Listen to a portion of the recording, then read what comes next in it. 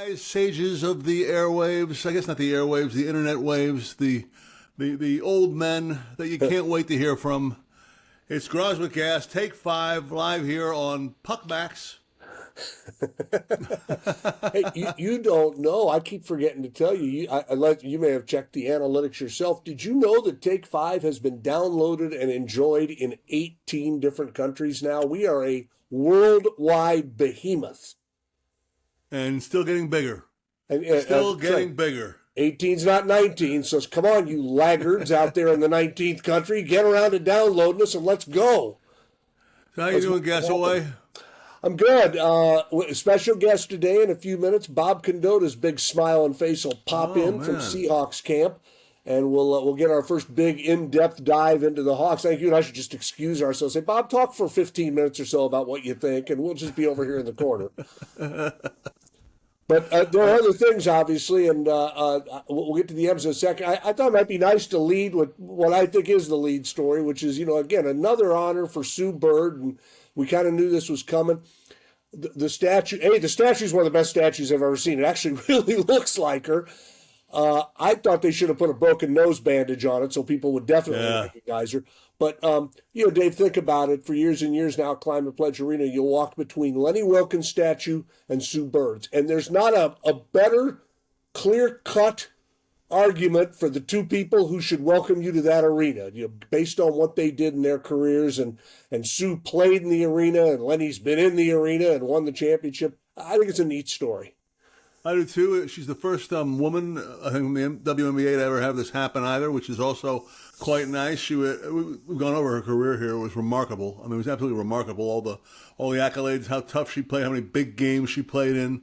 Couldn't be more deserving of it. I think it looks great. It's a giant 8-foot Sue Bird. So, yeah. I mean, if she was really that big, I mean, she would have dominated even more than she did. But no, I agree, Gasaway. A very nice touch and a very nice move by the guys over there at Climate Pledge, who don't miss many tricks like this. No, it's good. And again, she'll be, I always think, and again, we could go over all of it again, we don't need to, but the 4 championships for 4 different coaches. That's one of the most remarkable stats I've ever seen, because they've won 4 titles, and she was the one constant through all. It was different rosters, different ownership groups, different coaches. One Sue Bird, and good for her. Congratulations. Absolutely.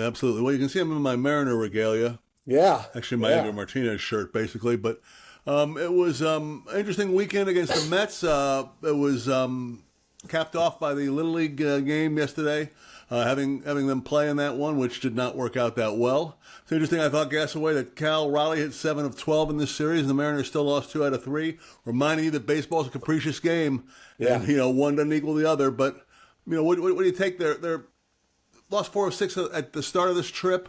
I guess it's the potential. This of all of them is the potential World Series matchup. I think Philadelphia is just a team that gets hot around playoff time, and I think this could really be that if the Mariners can get there.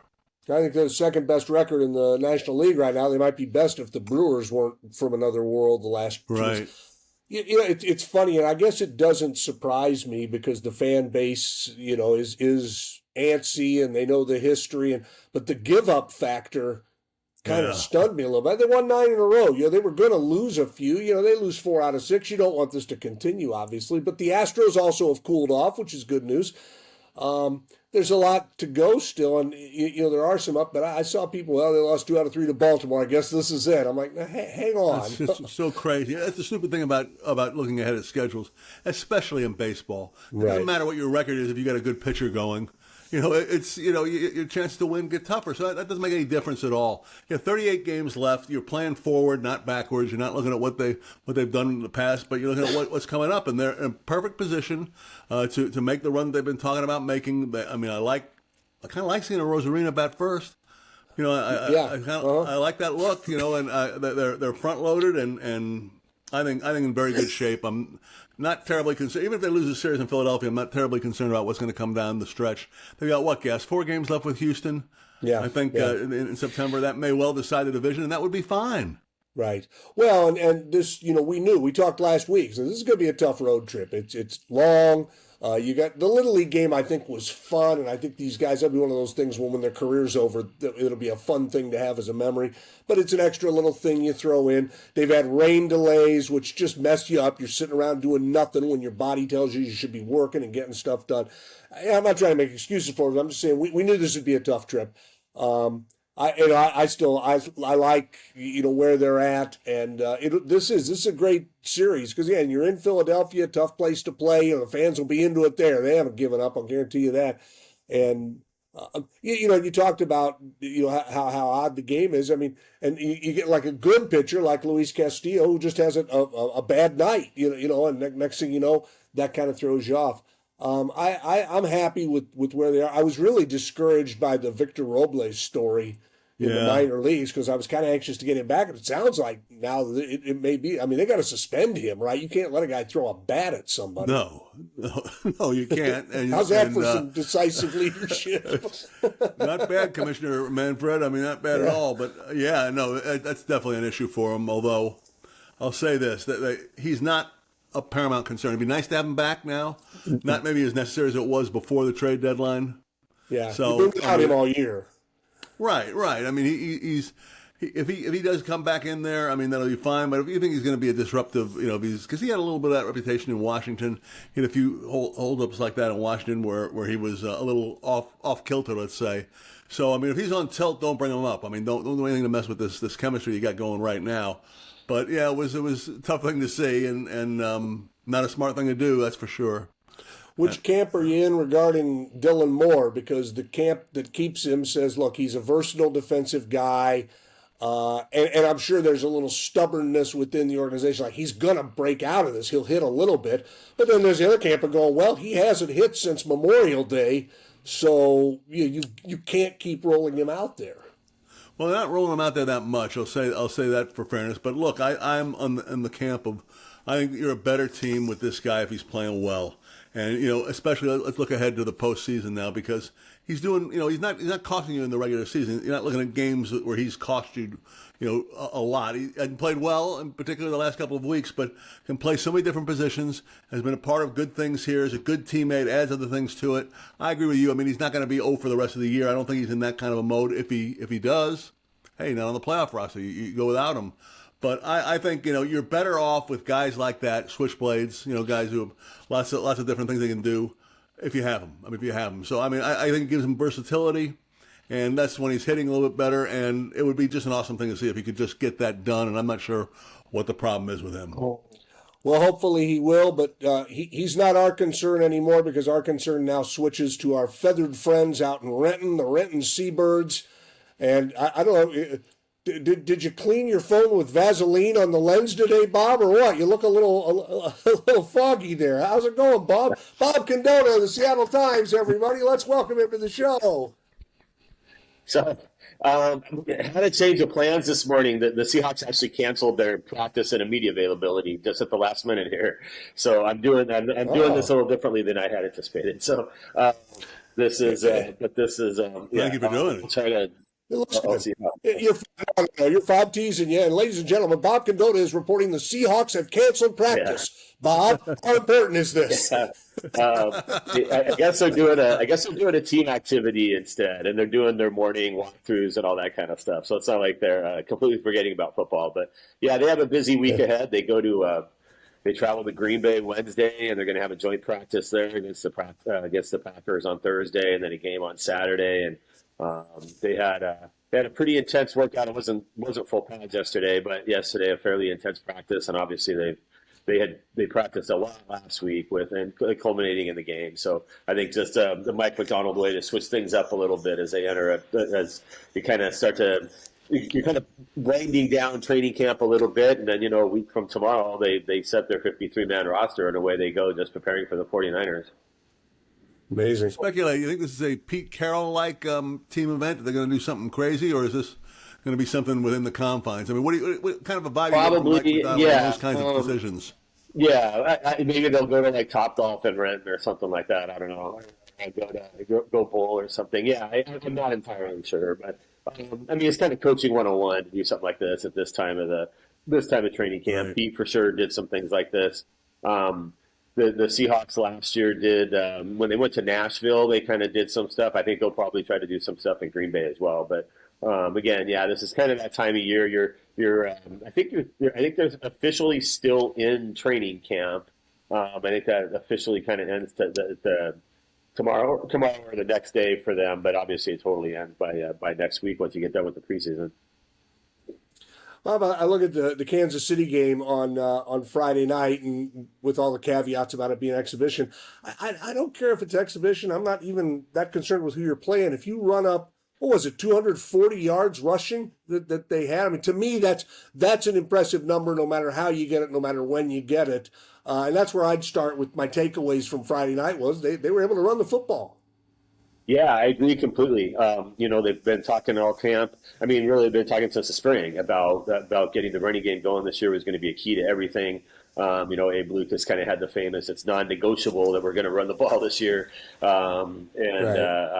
It's just from day one. I mean, it's been that's what they're going to do. And they hired a really veteran offensive line coach, John Benton, and hired a couple. He brought a couple guys with him as well that he's really familiar with on how to kind of put together a running game and a kind of a tried and true system here. It's essentially the system that Mike Shanahan kind of really began unearthing in the 90s with the Denver Broncos and Terrell Davis and all that. And there's tweaks to it, obviously, but that's sort of the basis of it, that outside zone scheme. And so it's something that's worked for a while. And that's really what Mike McDonald wanted to when he went hiring an offensive coordinator. I think they felt that, like with Ryan Grubb, that trying to just bring what he did at UW to the NFL, that's always risky when you're trying to bring a college thing, and that Benny was kind of cutting and grabbing for things as the season went on. And, he really wanted a system and something that, you've heard the players talk about that. This is something where everything kind of makes sense within the confines of everything else. It's all kind of one big package. And from week to week to week, there may not be a whole lot of variance in what they do, but it'll be something that they hope works every week. So for sure, being able to get the running game going that way, it showed that the offensive line, I think, seems to be in pretty good shape heading into the season, and probably the first time in a while maybe we've been able to say that. Well, you guys, I mean, I can't believe it. Putting preseason football is something that really matters when it doesn't. But I guess I'll stand on my island alone about that. What I did wonder about was Sam Darnold. I think you can judge efficiency on things, and he played the one drive, and again, it wasn't against a lot of the top defenders in the Chiefs, but he looked really confident and efficient, I thought, Bob. Is that what he's looked like in training camp to you as well? Yeah, he has. Again, this is a guy who's played a lot of football at a high leverage football, right? I mean, goes to USC, and his redshirt freshman year there suddenly is thrust into the starting job and wins the Rose Bowl at the end of that year in a fabulous performance. Gets drafted over 3, goes to the New York Jets. So I kind of harder to go from you go from one media capital of the world to the other, from LA to New York, and when you're still 19, 20, 21 years old. So he's not going to be fazed by anything that happens. It's just a matter of can he get it done on the field? It's not going to be the pressure of the situation or anything that's going to get to him. It's just sort of pulling it off execution wise. And you saw last year with Minnesota when they felt like the system really worked. The system around him was a good one, and he obviously had good receivers and Justin Jefferson and things like that. It was a pretty good team, obviously, all around him. They won 14 games. That he could be an effective NFL quarterback. So, I don't think anybody questions that. It's just, the one thing that is kind of been his bugaboo. I mean, health has been a little bit of one, but then also just turnovers and not making the bad play at the worst time. And that's going to be the other big thing for him. But that's where I think they feel like, if this offense, if they really can run the ball the way they have, and, you saw all the passes. I think he completed 4 passes for 34 yards. He wasn't throwing hugely down the field. Obviously, he'll do more of that once the regular season rolls around. But I do think, if they can keep this as an offense that, like the West Coast offenses of old, if you can keep it to a lot of high percentage, low risk passes, I think that's what Mike McDonald wants as well. And I think that's a big difference between what they want to do this year and what they were trying to do last year under Ryan Grubb. If DK was still here, I'd love the idea of throwing downfield a lot. But because Cooper Kupp's not a big downfield guy. I think he may still have some gas in the tank.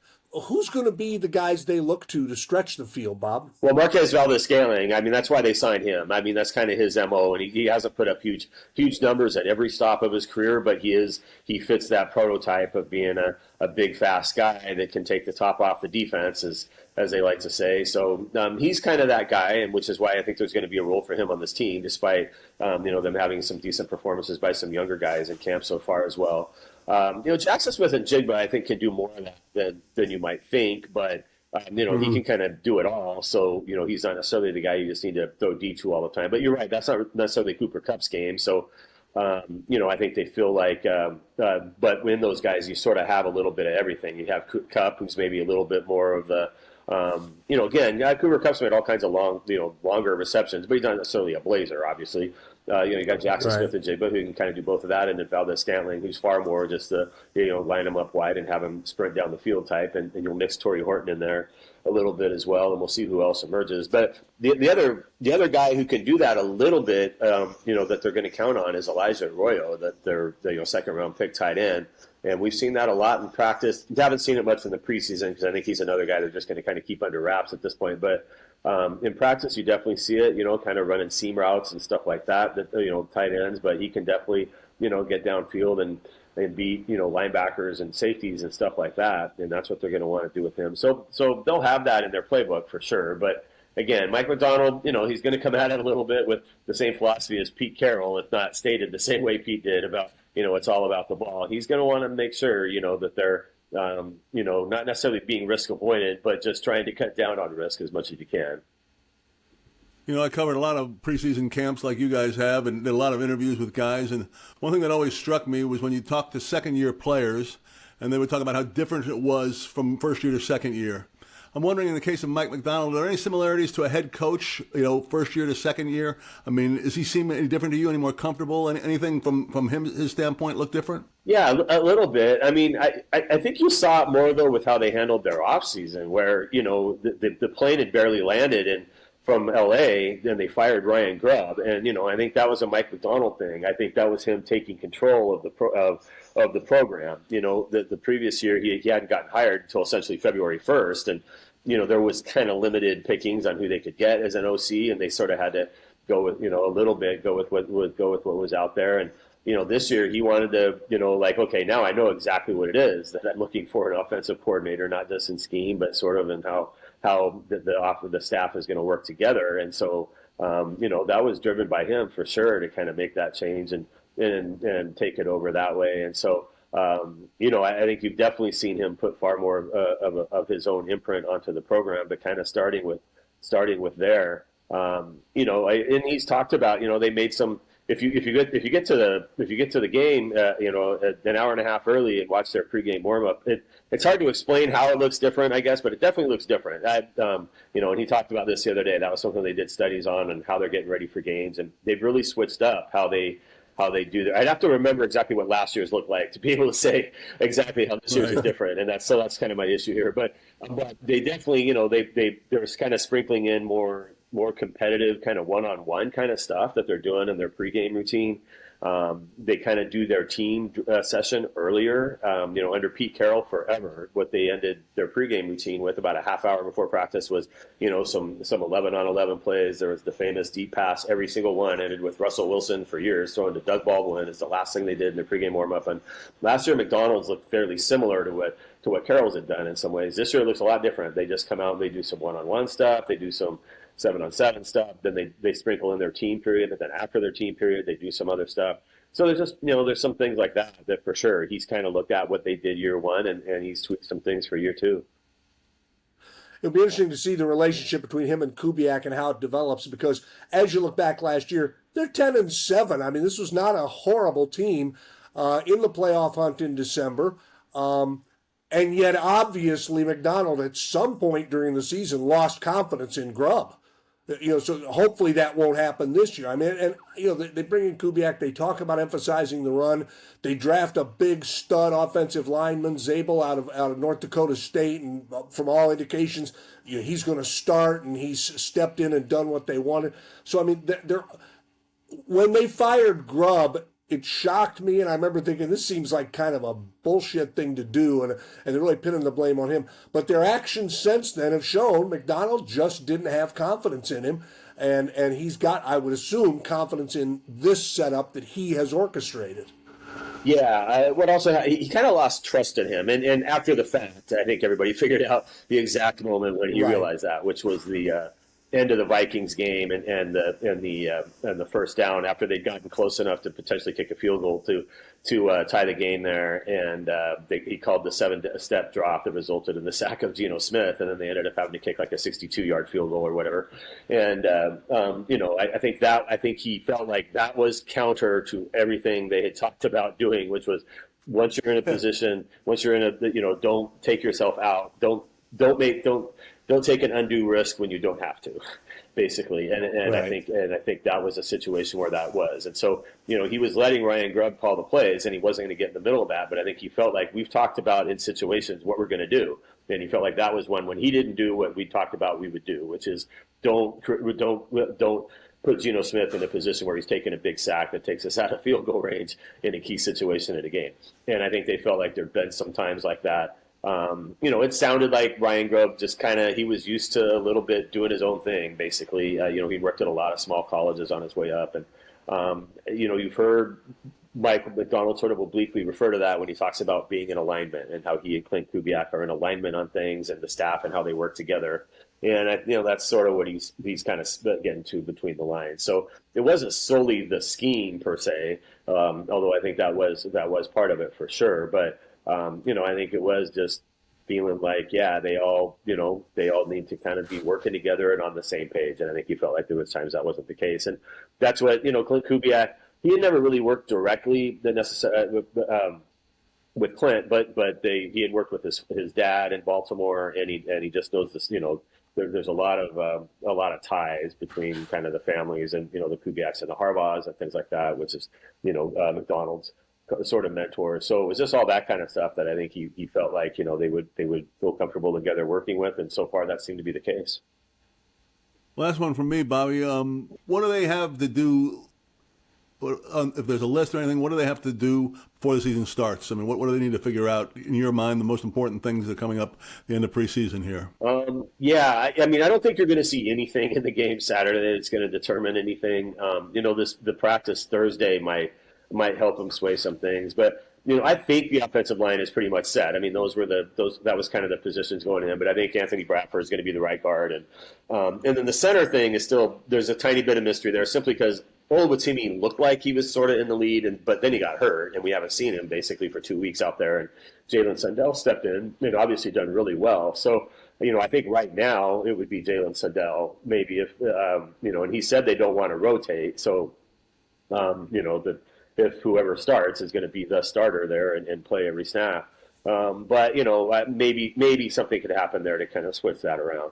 Otherwise, an awful lot of things are set. I mean, I think on defense, I think basically every starting job has kind of been set from day one, and I don't think anything's really changed there.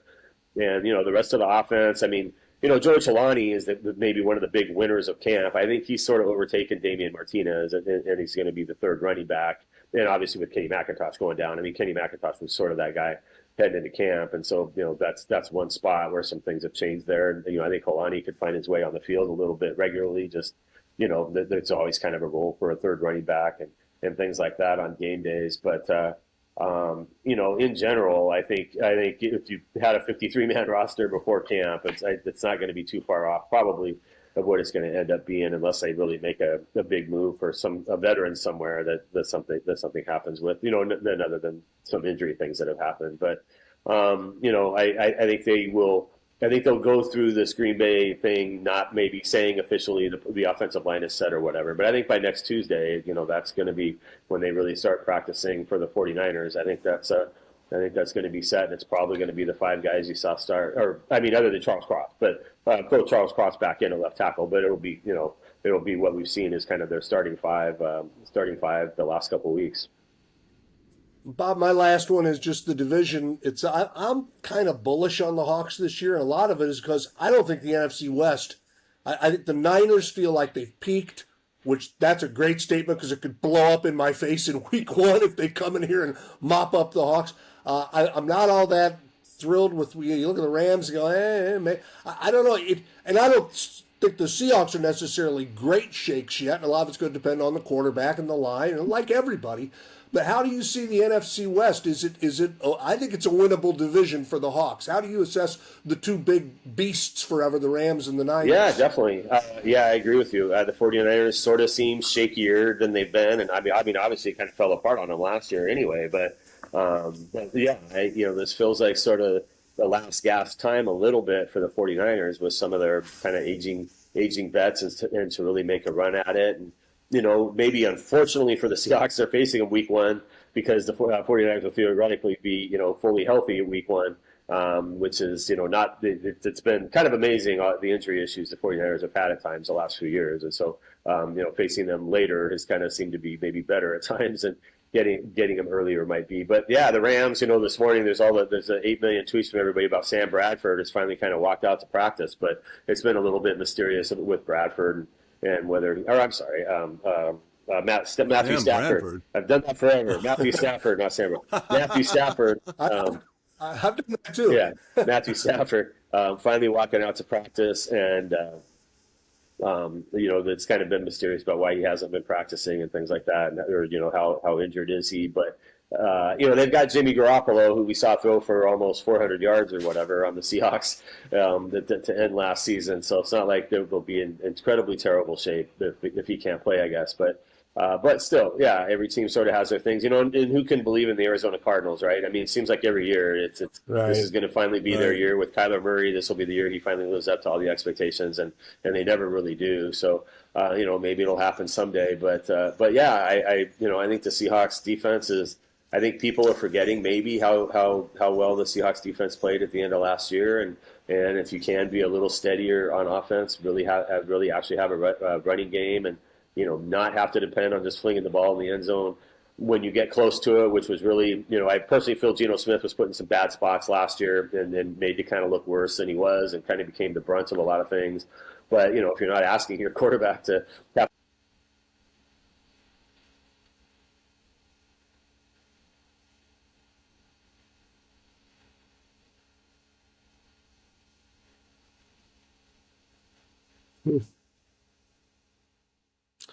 How many years now covering the Hawks, Bob?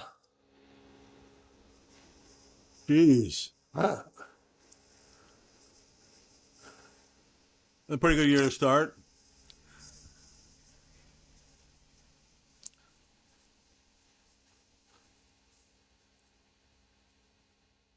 And you were it. And that's it.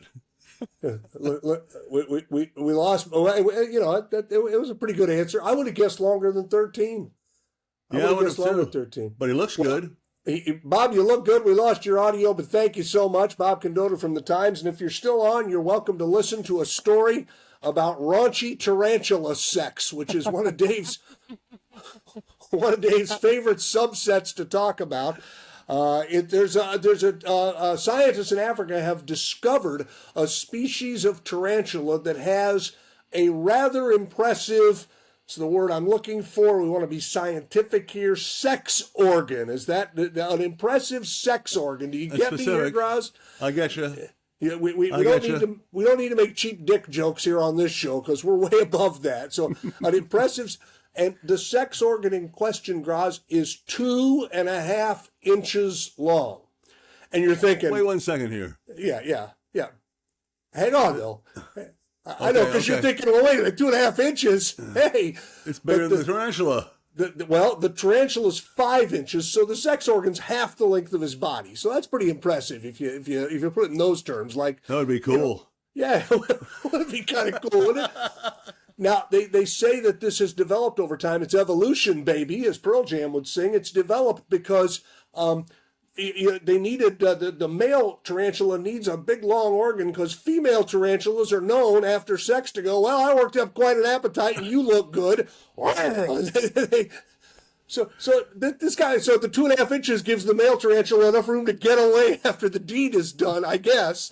But here's something. True with every species. Can you right? But can you imagine the conversations that happen in Tarantula singles bars? Like, hey baby, I'm back in 2.5 inches, and then she says, well, that does sound pretty good, but I'm kind of hungry tonight, so I'm going to go home with 1 inch Charlie over here so I can get a meal when everything's done. I haven't eaten in a week.